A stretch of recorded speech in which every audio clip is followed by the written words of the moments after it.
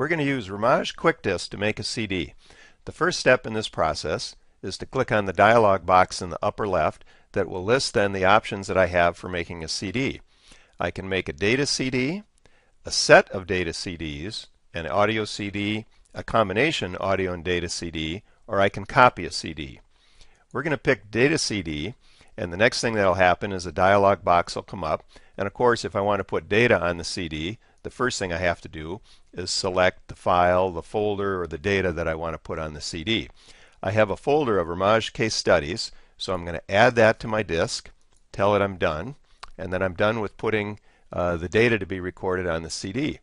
The next step is I can choose to print on that disk, and by printing on the disk I can use a Rimage Everest or Rimage Prism printer. This particular system has an Everest printer. So, since I'm not feeling terribly creative today, I can actually choose from a list of pre-designed templates that I want to use for the artwork that's going to be printed on my CD. So I'm going to pick the first one in the list, and then I get an option to fill in the merge fields on this disk with any content that I want to type in there. I can use all the fields, I can just use some of the fields, it's my choice, and I can then get a real-time feedback of how those fit on the disk and what everything's going to look like. So since you already know I know how to type, I'm just going to pick disk description and put Tom's disk. And I'm going to say update preview just to give you a quick look at how that looks.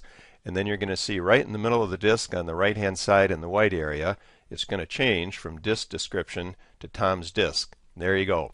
And if I had filled in the other fields, it would show me the exact same thing. And if I type something long enough to run over the edge of the disk, I have a chance to correct that.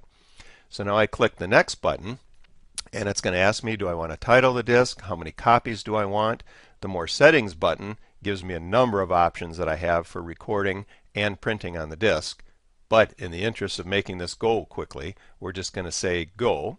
I now get a dialog box, and it'll show me that my job's been submitted, and I get real-time feedback on the disk is being picked, recorded, goes into the printer, and then when my job's completed.